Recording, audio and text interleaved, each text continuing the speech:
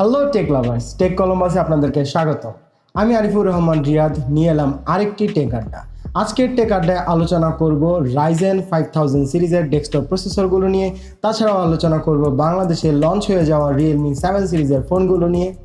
আর দেরি না করে চলুন শুরু করি। কিন্তু শুরু করার আগে আমাদের চ্যানেলটিকে যদি এখন পর্যন্ত সাবস্ক্রাইব করে না থাকেন তাহলে প্লিজ সাবস্ক্রাইব করে দিন আমাদের চ্যানেলটিকে। তাছাড়াও বেল আইকনটিতে ক্লিক দিয়ে রাখুন।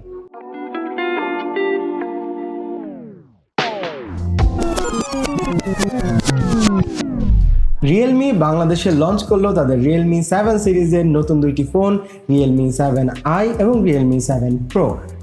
Realme 7i এর পোলার ব্লু এবং অরোরা গ্রিন এই দুইটি কালার ভেরিয়েন্ট তারা লঞ্চ করেছে বাংলাদেশে।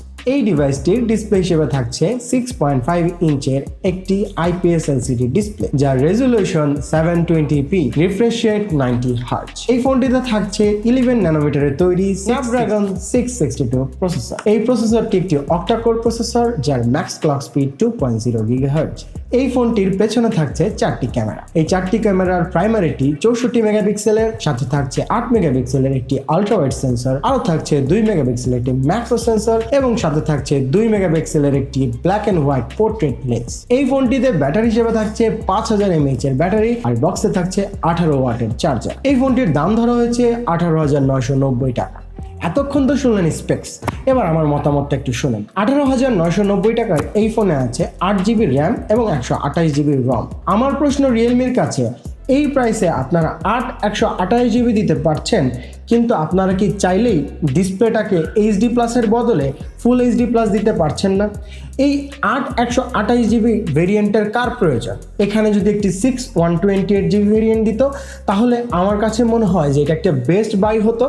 সাথে যদি একদম একটি ফুল HD প্লাস ডিসপ্লে থাকতো, একদম মাখন একটি ফোন এটি হতে পারতো। আর তারা যে নিজেদেরকেই কন্ট্রাডিক্ট করে সেটা আপনারা বুঝতে পারবেন Realme 7 Pro স্পেকসগুলো জানলে। Realme 7 Pro দুইটি কালার ভেরিয়েন্ট তারা বাংলাদেশে লঞ্চ করেছে, যার মধ্যে আছে একটি মিরর ব্লু এবং মিরর সিলভার। এই ফোনটির ডিসপ্লে হিসেবে থাকছে 6.4 ইঞ্চের একটি ফুল HD প্লাস ডিসপ্লে, যা একটি অ্যামোলেড প্যানেল। কিন্তু দুঃখজনকভাবে হলেও সত্য, Realme 27,990 টাকার দামের Realme 7 Proতে কোনো বেটার রিফ্রেশ রেট দেয়নি, অর্থাৎ এটি নর্মাল একটি 60 হার্জের ফোন। আপনারা 18,990 টাকায় 90 হার্জের ডিসপ্লে দিচ্ছেন, কিন্তু 27,990 টাকায় কি একটি অ্যামোলেডের সাথে 90 হার্জ ডিসপ্লের ফোন দেওয়া যেত না? আমার কাছে মনে হয় যে খুব সহজেই যেত, কিন্তু মার্কেট স্ট্র্যাটেজি ধরে রাখার জন্য 24,000 টাকায় যেহেতু তাদের Realme 6 ডিভাইসটি আছে IPS LCD ডিসপ্লে এবং 90 হার্জ রিফ্রেশ রেট সহ, তাই তারা 28,000 টাকায় তারা একটি ফোন লঞ্চ করলো অ্যামোলেড ডিসপ্লের সাথে, যেখানে তারা কোনো 90 হার্জ ডিসপ্লে দিল না, যাতে মার্কেটের প্রত্যেক টাইপের লোককে তারা ধরতে পারে। আর এই ফোনটিতে প্রসেসর হিসেবে তারা ব্যবহার করেছে স্ন্যাপড্রাগন 720G প্রসেসর, যা একটি পরীক্ষিত প্রসেসর এবং যথেষ্ট ভালো একটি প্রসেসর। তবে এই প্রাইসে যদি 730G বা নতুন প্রসেসর 732G দিত তাহলে আরও ভালো লাগতো আমার কাছে। এই ফোনটির পেছনেও থাকছে 4টি ক্যামেরা, যার প্রথমটি 64 মেগাপিক্সেলের, সাথে থাকছে একটি আলট্রা ওয়াইড ক্যামেরা যা 8 মেগাপিক্সেলের এবং সাথে থাকছে 2 মেগাপিক্সেলের একটি ম্যাক্রো সেন্সর এবং 2 মেগাপিক্সেলের একটি পোর্ট্রেট সেন্সর। এই ফোনটিতে দেওয়া হয়েছে 4500 mAh এর ব্যাটারি এবং সুখবর হচ্ছে বক্সে থাকছে 65 ওয়াটের সুপার ডার্ট চার্জার। আর এই ফোনটির সামনে পাঞ্চলের মধ্যে থাকছে 32 মেগাপিক্সেলের সেন্সর, যেখানে Realme 7i ছিল 16 মেগাপিক্সেলের সেন্সর। এই ফোনটির 128GB ভেরিয়েন্টের বাংলাদেশের দাম ধরা হয়েছে 27,990 টাকা। অক্টোবরের 8 তারিখে AMD লঞ্চ করলো তাদের নতুন AMD Ryzen 5000 সিরিজের প্রসেসরগুলো। এই প্রসেসরগুলোর নেমিং 4000 না হয়ে 5000 হওয়ার কারণ 4000 হচ্ছে তাদের Gen 2 আর্কিটেকচার বেসড ল্যাপটপ প্রসেসরগুলো। তো 5000 সিরিজটি হচ্ছে Gen 3 আর্কিটেকচারের। প্রথম আমরা কথা বলি Gen 2 আর্কিটেকচার এবং Gen 3 আর্কিটেকচারের নিয়ে। Gen 2 এবং Gen 3 দুইটি TSMCর 7 nanometer architecture based processor. Gen 3 আর্কিটেকচারে ম্যাক্স ক্লক স্পিড 4.9 GHz পর্যন্ত এসেছে, যা আগে ছিল 4.7 GHz পর্যন্ত, আর 19% IPC আপলিফট হয়েছে। এই জায়গাটায় ক্লক স্পিড এবং IPC কি সেটা একটু জানানো দরকার আপনাদেরকে। ক্লক স্পিড হচ্ছে আপনার প্রসেসরের একটি কোর প্রত্যেক সেকেন্ডে কতগুলো সাইকেল কমপ্লিট করতে পারে তার মেজারমেন্ট, আর আইপিসি হচ্ছে এই প্রত্যেক সাইকেলে আপনার ওই কোডটি কতগুলো কাজ করতে পারে তার মেজারমেন্ট।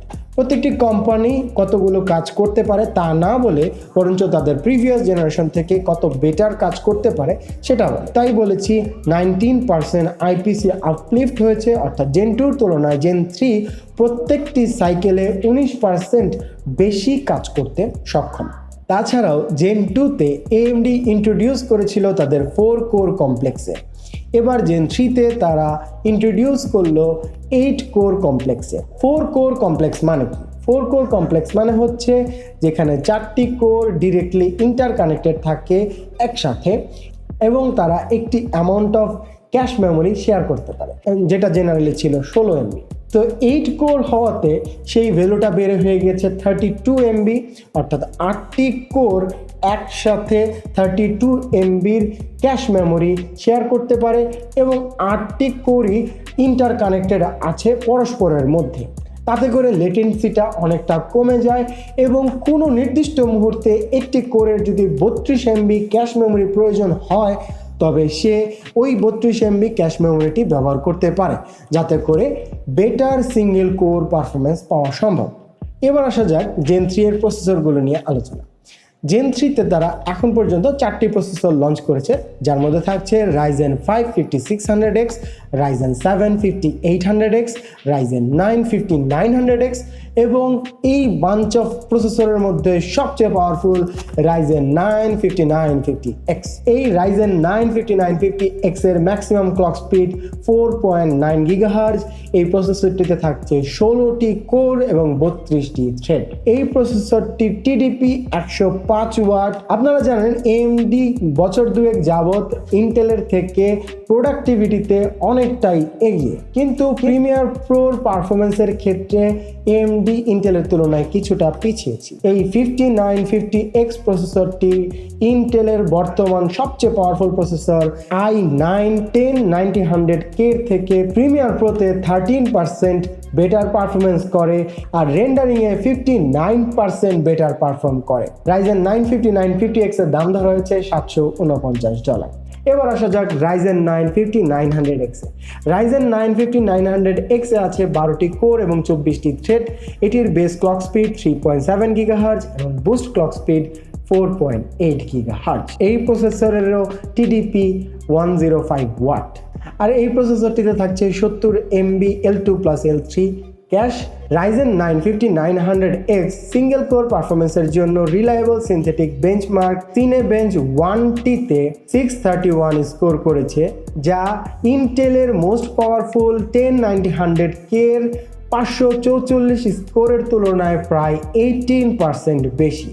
বুঝতেই পারছেন গেমিংয়ের ক্ষেত্রে সিঙ্গেল কোর পারফরমেন্স যেহেতু বেশি ম্যাটার করে, তাই 10900K এর তুলনায় অবভিয়াসলি $549 প্রসেসরটি হবে একটি বেটার চয়েস, যেখানে 10900K এর বর্তমান বাজার দর $529। তাছাড়াও এএমডি লঞ্চ করেছে AMD Ryzen 7 5800X, যাতে থাকছে 8টি কোর এবং 16টি থ্রেড।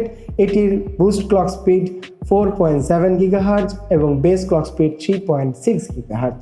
আর এটিতে থাকছে 36 MB L2 plus L3 cache memory আর এটির টিডিপি 105 ওয়াট।